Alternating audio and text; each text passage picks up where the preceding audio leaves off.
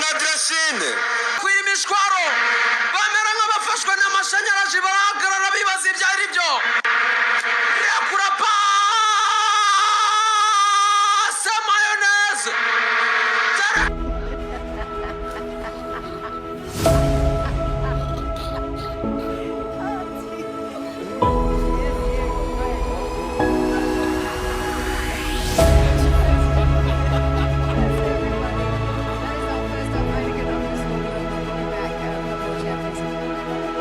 ese mana yanjye ikipe ya peri ibyiboneye Cairo mu Misiri ni ibiki? Ese uyu ni umwaku? Ese aya ni amarozi? Ese ibi ni ibiki? Umupfumu wa PRFC yayiraguriye nabi ayibwira yuko itagomba kugirira ubwoba ikipe ya Pyramide, ariko kano kanya ndagira nkubwire ngo kano kanya mu mikino ibiri ikipe ya PRFC yahuyemo n'ikipe ya Pyramide, ubu tuvugana ikubiswe inyuzwemo n'ibitego 5-0 nta no kureba mu izamu rya Pyramide.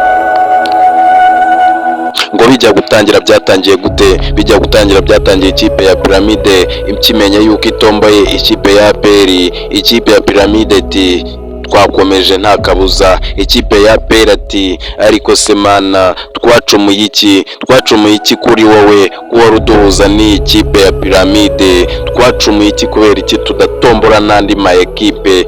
Byagenze gute? Abakunzi bayo, abantu bayikunda, ingabo z'igihugu ziratakamba ziti ese kubera iki bahora baduhuza ni ekipe? Ariko reka nze nkubwire impamvu muhora muhura n'ikipe ya Pyramide.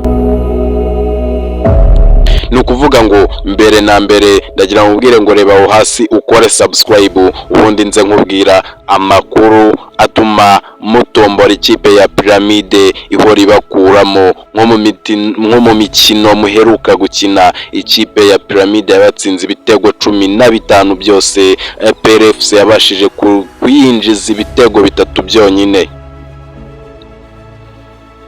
Wakibaza ngo impamvu ituma muhura n'ikipe ya Pyramide ni iyihe? Impamvu bareba ekipe zikomeye zigahura, bareba ekipe yatwaye shampiyona n'indi yatwaye shampiyona, izo ekipe bakazihuza byibuza kugira ngo mutazongera gutombora iyi ekipe, birakuzareka gutwara igikombe cya shampiyona nta kabuza.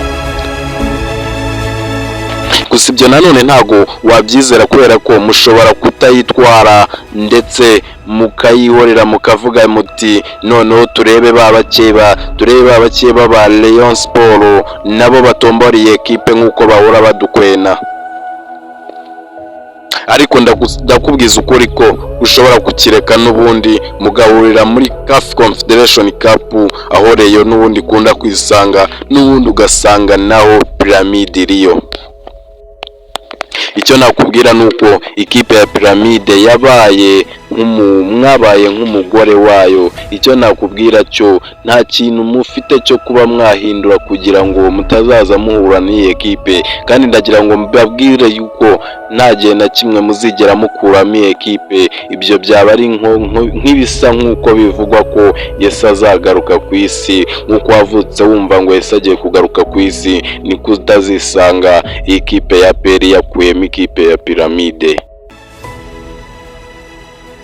Tera agatebe wicare ubundi tuza ducukumbure amwe mu makuru agiye avugwa hano muri PRFC yanyu. Ubundi wakibaza ngo mbere na mbere ekipe zo mu Rwanda zacumuye iki? Ikipe ya Rayon Sport ubu tuvugana yamajije kuva muri CAF Confederation Cup. Ikipe ya PRFC nayo irasezerewe kano kanya, ubu ntago ikiri muri Champions League. Ndagira ngo nkubwire yuko igiye kugaruka Kigali, ubu tuvugana irayigarutse Kigali. PRFC garuka uhatane na za kipe za hano mu Rwanda, kubera yuko Pyramide yabaye nk'inkuba itagira amazi kuri mwebwe.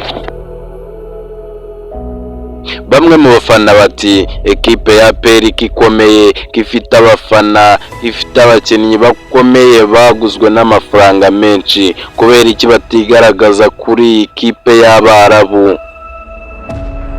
icyo kibazo wibaza nanjye nicyo nibaza, ariko ndagira ngo ubwire ngo ibyo byaba ari nko kwikinisha, kubera ko aba Barabu batera umupira uri mu rwego rwo hejuru. Niba ujya ubona umupira ekipe zo hanze zitera, by'umwihariko nka urugero nka ekipe ya Barcelona umupira itera, reka nkureke, reka tugane ku musozo nkwereke ibitego ikipe ya Piramide yagiye itsinda muri uyu mukino.